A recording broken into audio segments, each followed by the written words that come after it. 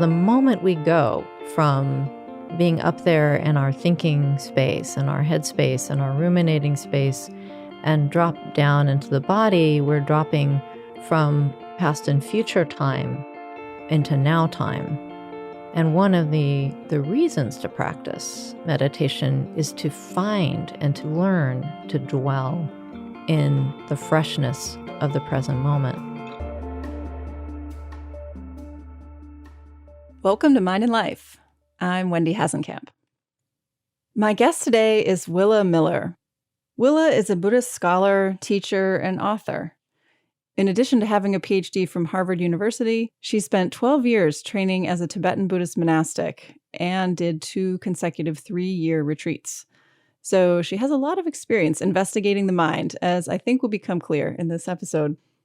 In our conversation, we discuss some of her early experiences of Buddhism in action, a research study that she was involved in about meditation and real-world compassionate behavior, the most relevant outcomes for contemplative scientists to be measuring when they study meditation, and how qualities like curiosity and compassion that we develop toward our own mental states in meditation might transfer to others. We then dive into her deep knowledge of how we can use the body as a guiding light for our meditation practice. She shares 3 natural metaphors for what she calls somatic mindfulness practice. We discuss the role of letting go and the importance of trust and how to foster it. And she reflects in what I think is a really powerful and clear way on the implications of these ideas for how we think about ourselves and for our interconnection with others and the world around us. I spoke with Willa last year when she visited our offices at the Mind and Life Institute in Charlottesville, Virginia. Listening back to our conversation now, the wisdom that she shares feels both grounding and uplifting in the midst of our current crises. In the show notes for the episode, we've linked to some of Willa's meditations if you're interested in trying them for yourself. So thank you for listening. It's my pleasure to share with you Willa Miller. Thank you so much for being with us today. Oh, it's great to be here at Mind and Life. So to begin, I thought it would just be wonderful to hear a little bit about your background and history and kind of how you became interested in meditation and Buddhism and your path so far. Well, I grew up with a couple of parents that were Buddhist curious, I might say. I can't say they were exactly card-carrying Buddhists, but they were certainly curious. And I remember in particular Zen Mind, Beginner's Mind, which I probably picked up when I was 10 or something and started to read. And I found the language really simple and profound. I remember even then I kind of got that it was about the present moment, and that was something that one could actually look into as an activity. And I learned to meditate with my mother in an ashram in Berkeley. We were, 70s. You can imagine there was ashrams and cults every couple of blocks in Berkeley. There was things going on, communes and whatnot. So I learned that as a child and did it through high school. And in high school, I got interested in what exactly is this practice coming from, and started doing my papers. If I had a choice to do a paper, if they said you can do it on whatever you want, I would choose Buddhism. And then I would write the paper and do some research. And I got to college and also majored in cross-cultural psychology. And at that time went to Nepal for a year, studied for my junior year in Nepal and in Tibet. Wow. And got exposure to that type of Buddhism. And in that context, seeing lived Buddhism was really moving to me. And I could see elements of what was written about in these books I was reading, like bodhicitta, which means something like compassion and wisdom, the emphasis on loving kindness in those books. I could see that playing out in the families that I was living in, and in the nunnery that I lived in for a while, and my relationships just seemed to be influenced by the culture's ethical framework, that was really coming through. And that inspired me maybe more than anything to want to be more serious about really understanding what is this about, not just the meditation practice, but also the ethical framework. Can you think of any examples of how you noticed that when you were living there? Well, even before I went to Nepal, I visited Thailand because my mother had moved there for a few years. And so it was my very first trip to Asia when I was 15. I remember being in the living room of one of my mother's Thai friends, and we were just sitting around having tea after dinner. And I suddenly noticed, so I'm really fresh off the plane, and I suddenly noticed all these geckos on the ceiling. And then I noticed that the geckos were eating the mosquitoes. And I said, wow, that's really great. It's like living pest control. It's great how they're eating the mosquitoes. And there was just this silence. And I didn't understand until later the reason is because killing anything is not a light matter. It's like a serious matter, and that you don't joke about that. Even the mosquitoes. Even the mosquitoes. Yeah. And I had never thought about these small insects with such care and concern and love. Just this idea that even a mosquito is a precious life was a teaching for me. Yeah. So after you lived in Nepal, you said you were at a nunnery for some time. So yeah, in a nunnery at that time, I was in a nunnery for a while, and I was, 19 or something, and just living with the nuns. I think what really struck me in that environment was the power of community in Buddhist practice, that at least when I was living there, I didn't know Tibetan well enough at that time to chant with as fast as they could chant. So I would go and sit in the shrine with them, shrine room. Mm-hmm. What I felt there was just the power of their togetherness, because I couldn't read fast enough. I could just soak up the power of the togetherness and the power of their voices as one. And for me at that time, it was very inspiring, being a young woman, that women could live together and work together and create this wonderful community on their own without, I'm not saying that it wouldn't be great with men too, but it was just empowering as a woman, also as a woman who wasn't used to using her voice very much and being very powerful. To see these women who were very powerful doing this together was inspiring. So you became a nun?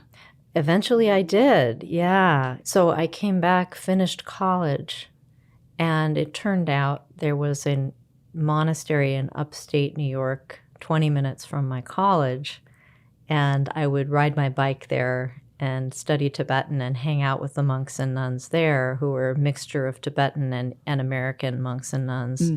And it was there that I eventually moved in and lived for, I thought I would live there for maybe a week or 2 weeks or 3 weeks.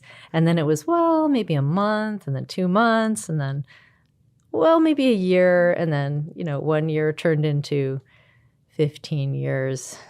So I was there a long time, and I did take monastic vows. I did 2 3-year retreats. And there was a power of community there also. And so now you have your own retreat center, beautiful place called Wonderwell up in New Hampshire. And you are a Buddhist teacher in your own right at that center. And also you have a Sangha in Boston? Yes, I do teach and have a center in Boston, which we call Natural Dharma Fellowship, which is the kind of umbrella nonprofit.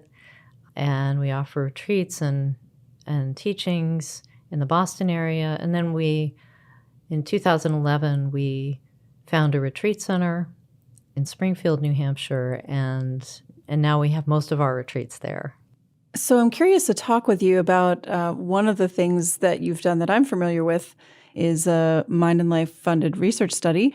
It was a pilot study. This was done some years ago by Paul Condon and David Destino and Gaël Debord and yourself.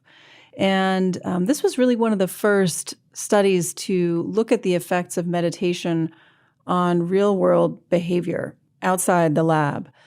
So this was an interesting study. It was an 8-week meditation intervention, and the participants were led to believe that it was a study on attention and the effects of meditation on attention, which in part it was. But there was also another aspect going on that they weren't aware of. So can you describe how this study unfolded and how you all measured this real-world behavior and what the outcomes were? So we did the 8-week course, and at the end of that 8-week course, just as promised, there was the test, attentional test. So the subjects came in one by one to take that attentional test. They had an appointment. Each of them would have an appointment to come in.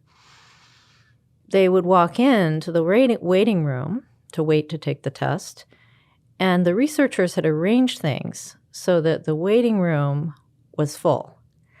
But there was one seat available, and the subject would invariably go take that seat. And in the case of each of the subjects, someone on crutches came into the waiting room. And the researchers wanted to see whether the subject who had done all this meditation training, or hadn't, if they were in the control group, would get up and offer their seat to the person who is on crutches. If I'm remembering the design of that study correctly, there were two kinds of meditation groups. One was just mindfulness, very strictly without any kind of heart practices or pro-social aspects. And then one was a compassion training group. And so you taught both of these groups? I did. Yeah, I taught both of the groups. And they needed that to happen because they didn't want it to be thrown off by having two different teachers. That might actually throw the study off. So yes, I taught the compassion group, I taught the mindfulness group, and then there was the control group. And what was surprising to the researchers and to me also is that the mindfulness group and the compassion group were more likely than the control group to give up their seat for this person who was coming in. But there was no difference between the compassion group and the mindfulness group, which was really interesting. They both of those groups had increased pro-social behavior by twice the control group's pro-social behavior, according to the measure of actual activity of coming to the aid of somebody who's in need. Right. And this was surprising because the researchers had hypothesized that only the compassion intervention would lead to this increased pro-social behavior, or what could be considered compassionate behavior, getting up to give someone your seat. But in fact, both the mindfulness alone, without any compassion elements, as well as the compassion interventions, led to this effect.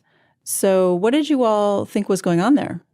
So one of the reasons that might be happening, that we thought after the study was finished, is because the attentional improvement was good in both of the meditation groups. Both of the meditation groups might have improved their attention so that they noticed when that person came in the room needing a place to sit, whereas the control group, perhaps their attentional skills had not strengthened as much, so they didn't even notice that that person had come in, or it was tuned out maybe by, there were magazines around and there were things that could have distracted them, and maybe just they were tuning it out. That's one possibility. The other possibility is that mindfulness and compassion meditation are both strengthening relational pro-social outlook. And that happens, it's inherent to the practice of meditation itself, that you develop a compassionate gaze on your own experience, which is a little bit different from attention. And that then when you see another person in need, that compassionate gaze is extended to include the people around you. So that's another possibility. Yeah, that's really interesting. I like thinking about when you were teaching the mindfulness group, you were explicitly told to not bring in any, heart elements, but maybe there was still a sense you had of the group bonding or things that kind of sneak their way in anyway automatically. Yeah, this Mhm. brings up a wider question of whether community itself, like being in a community and practicing in a community, is a powerful way to develop connection and compassion and kindness. That maybe there was something about these groups being together and forming bonds and forming relationships that carried over into the waiting room environment. So that's another possibility too, yeah. And in Buddhist community, we talk about the power of Sangha. Sangha just means community, that there's something very important in our practice of meditation about connecting to others who are also doing similar kinds of practices, and that those relationships can help support the practice, and also the practice can then be mirrored in relationship, and that can go much more widely than just the meditation community or the Sangha. Yeah, I think that's a really fascinating area. I hope that the research will move, to studying more the effects of Sangha, and clearly an important part for those who practice in community.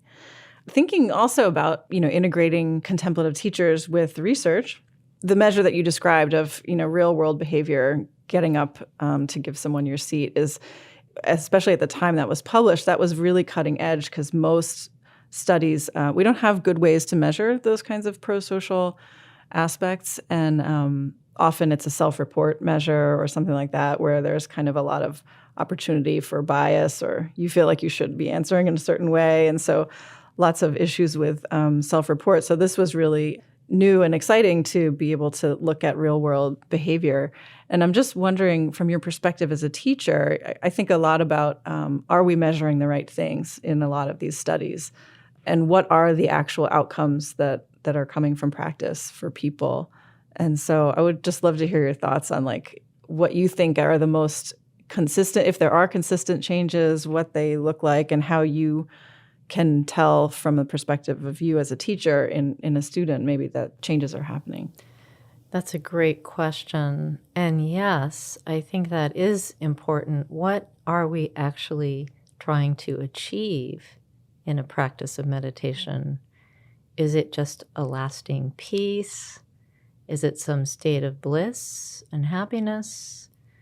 Or is it emotional regulation, which is one that I think is often overlooked in practice communities, that the successful meditation practice should help us be less reactive and more able to embrace what's arising in a state of equilibrium, to be able to work with what's coming up in ways that are skillful, and also sort of self-insight, self-knowledge, and by extension, a little bit more sensitivity to others, and in the sense of having a better insight into their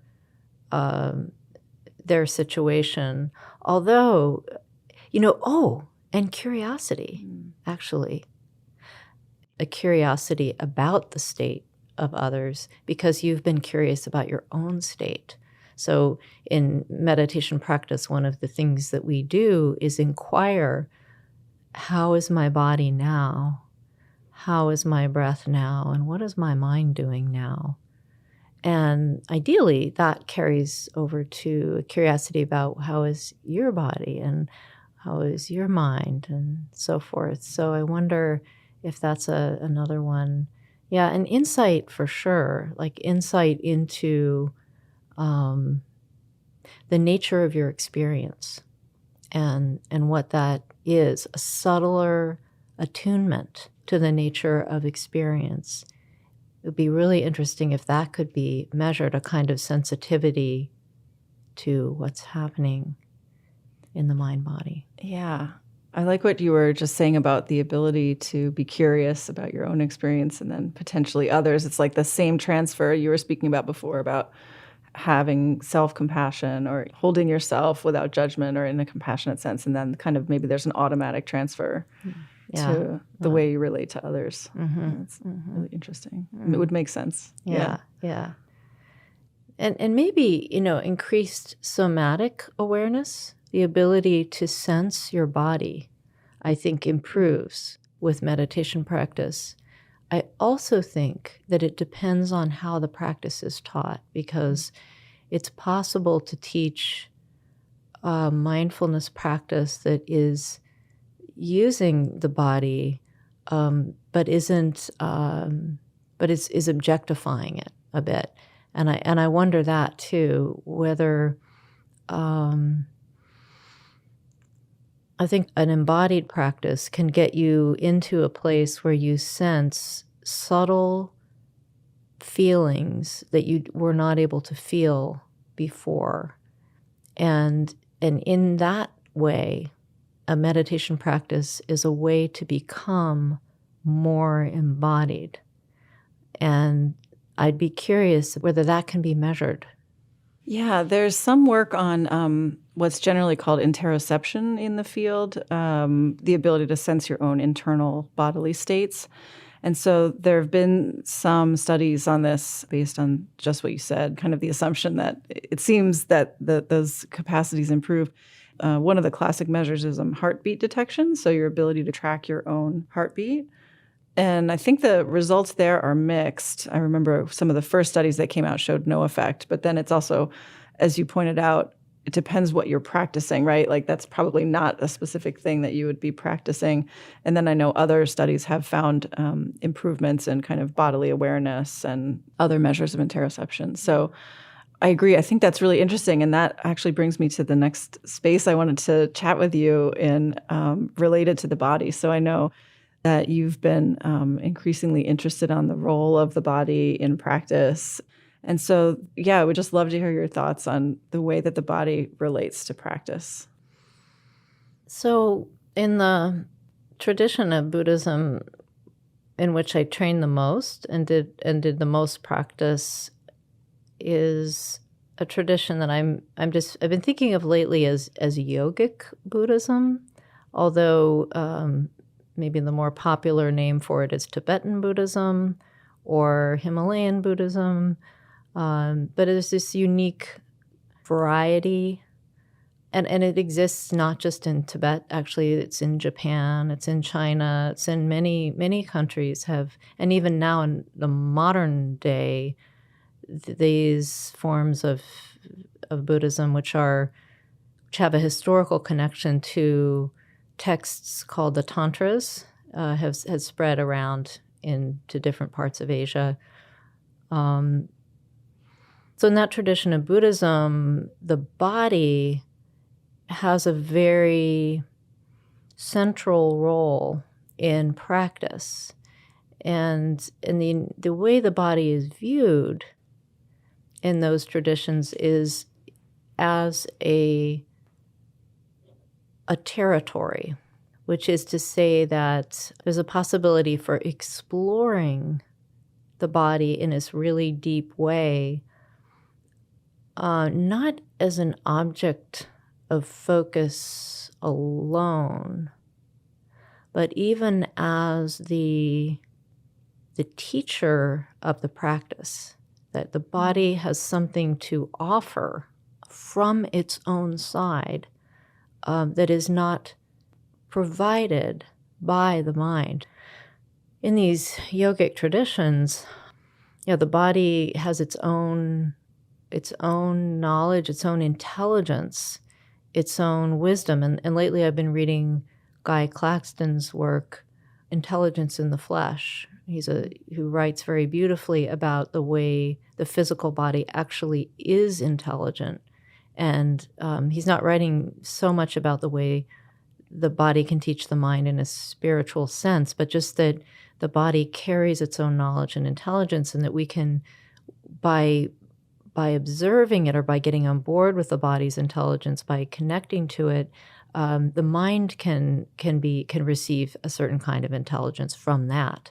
So So that kind of is similar to, in my own practice, to the tantric model, where we actually breathe in certain ways and we pay attention to body in certain ways and we move. There's actual yoga movements as a part of this tradition as a way to jumpstart a harmonious relationship between body and mind, in which the body has this profound place of wisdom, a terrain to be explored, and that in that exploration you can connect with all these qualities that we think of as awakened kinds of qualities, or even just from a mindfulness perspective, the kinds of goals that we're looking for in mindfulness, such as equanimity and tranquility and insight and concentration, groundedness, stability. Some of those qualities are modeled in the body. Another reason that the body is such a powerful terrain to practice in is that the body is very present. The mind is running after the past, is ruminating about what happened in the past and processing that, or it is ruminating about the future and worrying about the future and planning for the future.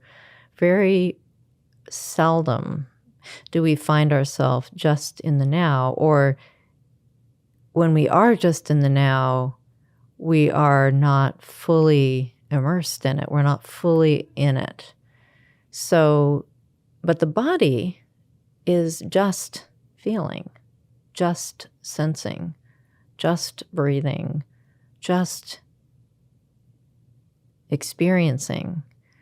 And so the moment we go from being up there in our thinking space and our head space and our ruminating space and drop down into the body, we're dropping from past and future time into now time. And one of the reasons to practice meditation is to find and to learn to dwell in the freshness of the present moment. And that opens up all kinds of opportunities to be in relationship with others, to be in a more graceful relationship with ourselves, and just to experience our life so that we don't let it pass us by.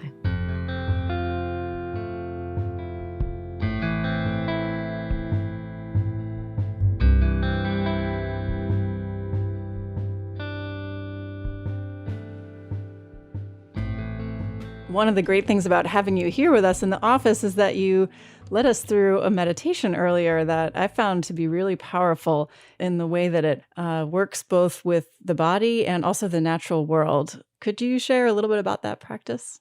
Yeah.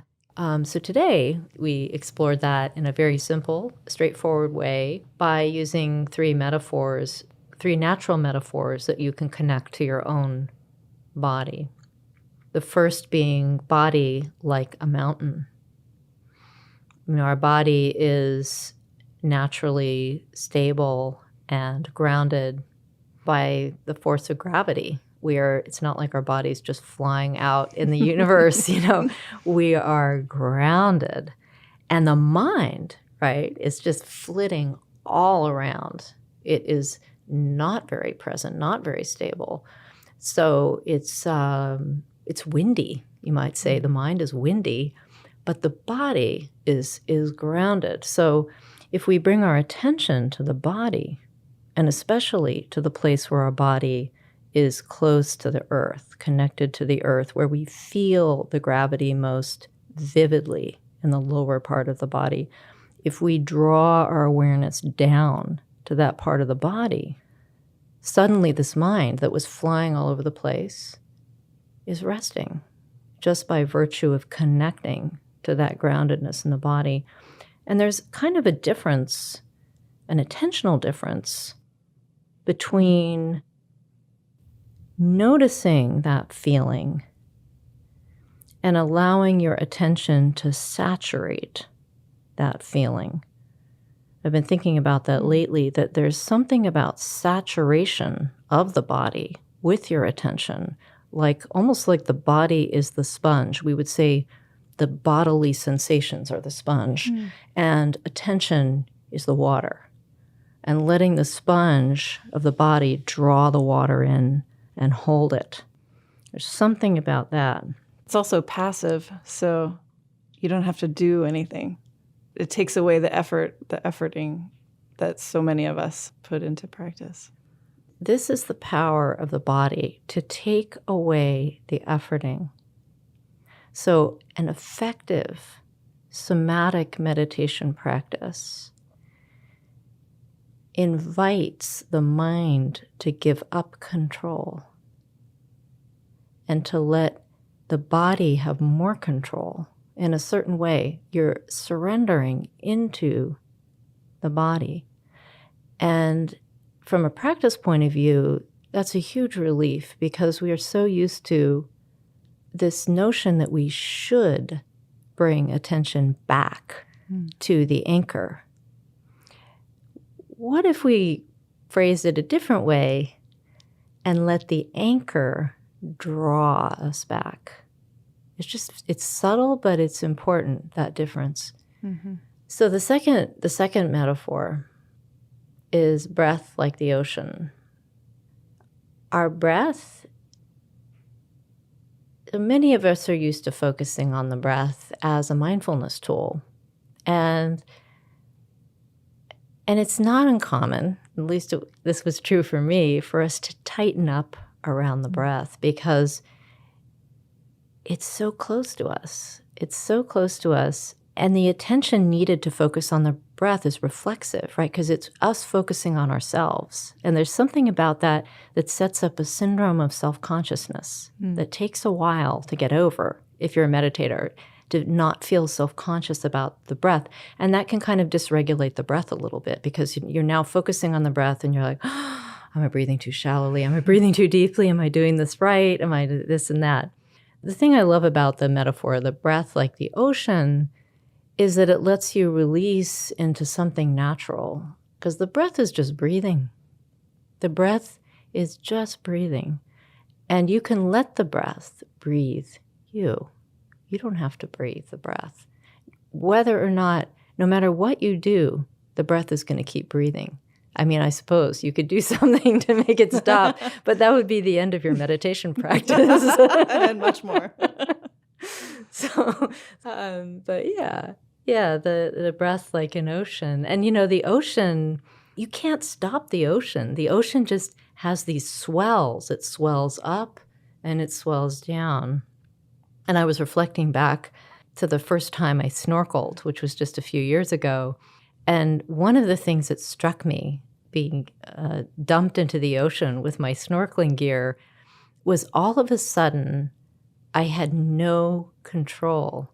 And it was a little scary, because the swells were kind of high that day, and they were pulling us up, and then you would fall, and then you would go up, and then you would fall. And I started to panic, because I felt like I can't do this. This is really taking me. And then there was a turning point when I decided, I don't have any control over the waves. The waves are not going to stop just because I'm scared. So I just thought, okay, I'm going to go with this. I'm just going to go with it. And this is what we need to do with the breath too. As soon as you go with it, just like in snorkeling, as soon as you go with those swells, you're fine. It's just fine. The ocean will carry you, hold you.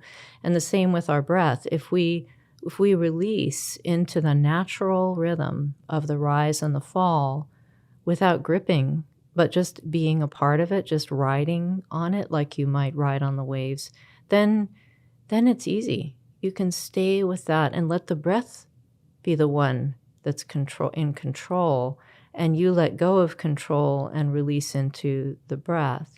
And that isn't to say that you're not going to become distracted, but the way to think about the distraction, or one way to think about it, is, there's stuff floating on the ocean, and it's all around you.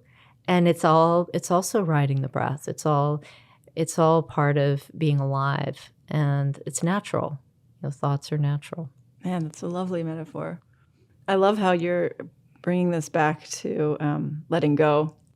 I'm wondering how this cultivating the ability to let go by using these bodily processes seems to require, thinking of your snorkeling example, a lot of trust, right? And there's a fear there that is related to the need to control, and so to let go requires a trust in what is there that will hold you.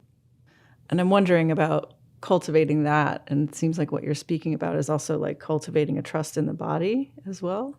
Yes, that's a prerequisite or a foundation. Let's not say a prerequisite because it's all a process. But a foundation for somatic mindfulness is this trust in the body, and that it will hold you if you bring attention there. Now, we don't necessarily trust the body, and many of us have had a history, all of us probably, at some point, right, of getting sick and feeling betrayed by our body. So we need to build trust in the body.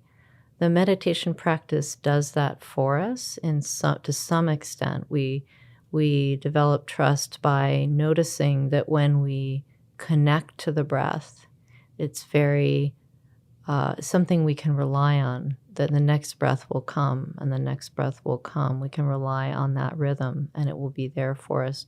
We can rely on the solidity and the stability of the body, just its basic earthiness. We can rely on that. Even if we're sick, we can rely on that. So it's finding the places in the body that we can let go and that we can trust. There's also a connection between trust and meditation practice. I think that connection is deeper and more important than maybe many of us realize when we first start to meditate.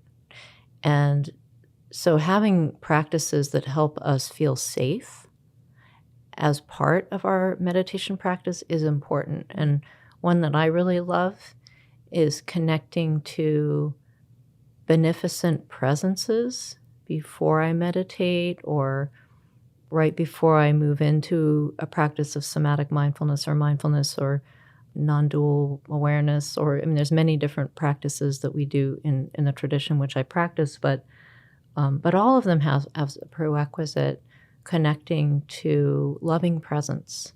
And I'm not talking about God here, although it could be. Mm-hmm. God could be a loving presence in your practice. But it could be just people or beings in your life in whose presence you have felt safe and loved, and bringing them into your imagination, into your meditation space, and feeling yourself held by their presence. We call this in Buddhism refuge, finding refuge at the beginning. And that helps us also move into a place of relaxation and trust, so that when we start to move into the body, we take some of that with us into the somatic practice. What about people who may have had very difficult lives and have a hard time maybe coming up with situations, people with whom they felt really loved and safe? Are there other ways to try to get to this practice? Mm-hmm. Yeah. I was leading a retreat a few years ago with a group of people that had never been exposed to this benefactor-style practice, which, by the way, I learned. But the Buddhist tradition has a refuge practice, but I learned this adaptation from John McCransky, Lama John McCransky. I'm very grateful to him for that. I want to mention that. So I was in this group of people, and they had never connected to this kind of practice before. And one of the people in the group said, I cannot find anyone. I don't trust anyone. That he realized when he looked back on his life and he looked at his life now, he's like, I can't find a place to feel safe. And I suggested, okay, then maybe how about a place, or how about an animal? And at first I could see him processing that, and then we did the practice again the next day, and he tried again, and he said that during the practice he suddenly had this memory of this dog that he had had as a child. And this dog and him, he had felt this completely unshakable bond with this dog. And he could look into that dog's eyes and feel completely held and safe and full of love and joy. And he brought that dog into his practice before he meditated. And it was life-changing for him. He said, "You mean I can remember that dog in my practice?" And I was like, "Yeah, right. That's it. Yeah. You got it." And so it was very, very helpful for him. So I think we can think about finding safety before refuge. Refuge can be a place that you love in the natural world. You could imagine yourself under your favorite tree. You could connect to an animal. There's almost no limit to what you can use in a practice of finding refuge or connection at the beginning of a meditation practice. I want to come back around to the letting go idea and the metaphors you were sharing before, and I'm wondering, how does that letting go that we can do by relating to the body then relate to the mind? Right. So the third metaphor is mind like the sky. And our mind doesn't usually feel like the sky. I think our default experience with the mind is something that the Buddha called monkey mind, right? That our mind is bouncing around and is restless and is full. And this is a common experience that meditators have when they first start to sit, is that my mind is packed with thoughts, or the thoughts just won't stop, that kind of thing, right? That's our experience. But if we sit for a while, if we cultivate a meditation practice over time, we begin to notice that all of this activity, all of this flow of thought, this restlessness, these images, these memories, they're arising in a context. There's got to be a holding environment in which they are arising. And in the practice of Buddhism, we think of that holding environment as the space in the mind. We're very focused on the content of the thoughts, and we don't notice that there is this openness in which all of that is arising and into which all of that is dissolving. And if we can connect to that context, to that sense of the broader openness, then we encounter spaciousness in the mind, something that we might not have noticed before. And so practice then becomes an invitation to connect to that openness and that spaciousness, and to rest there and hold the thoughts, to let all of that be arising, just like clouds arise, coalesce in a sky, and dissolve back into the sky. It's like a natural process that our thoughts are arising and dissolving and arising and dissolving, and that we can sit there and hold the space in which all of that is happening. We can become the space in which all of that is happening.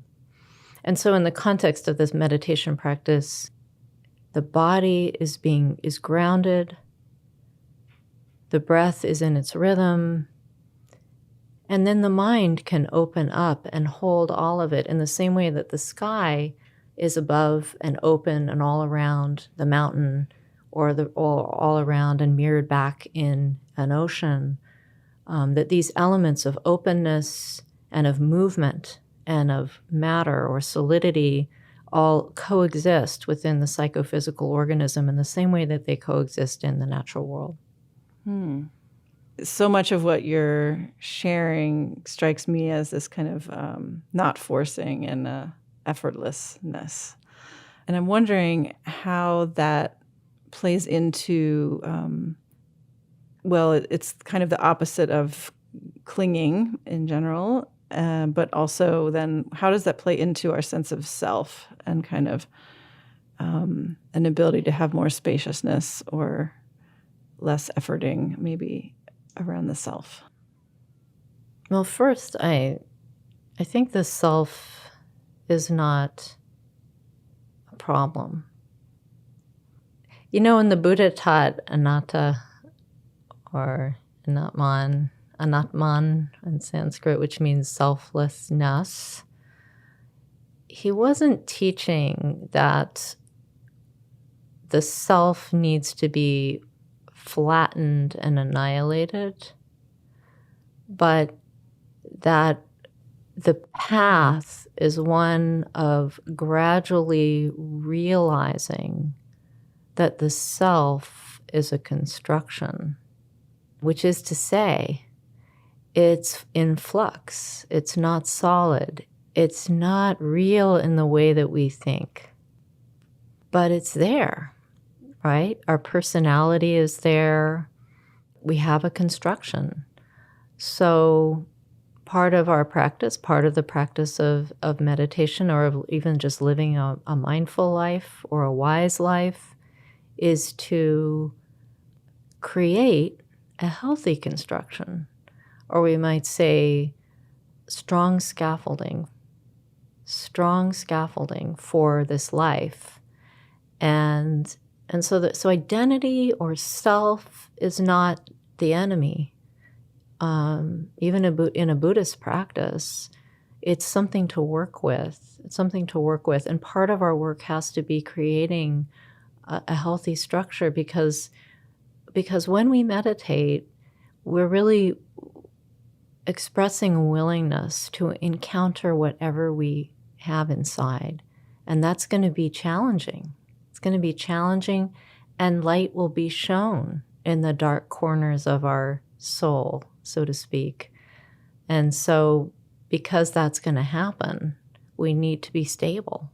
And I'm very much a proponent of the healthy scaffolding and not thinking of identity as something, or self even, as something that needs to be swept away. But I do think that one of the profound parts of Buddhism that we call insight is a dissolution of our clinging to that construction. And that's a lot of work to let go of that clinging. Yeah.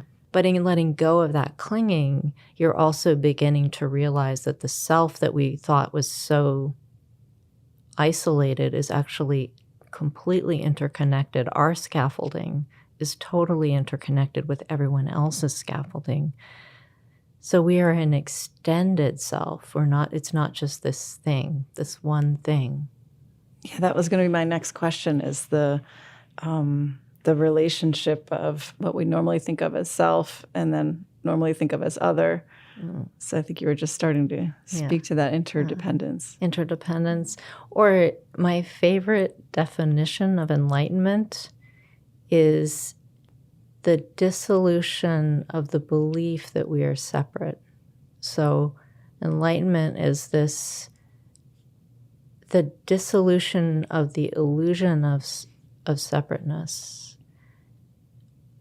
And that can come, I think, in many forms. And we can have many little insights into that along the way.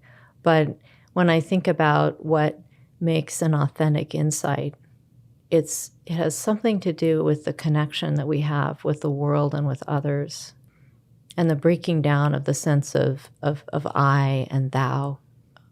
And just to clarify, when you say the dissolution of the feeling of separateness, that's not the same thing as saying that everyone is the same or everyone is one, right? So there are still identities and there's still differences, but they're not so disconnected. Not so disconnected, yes. Yeah, I mean, every being is unique.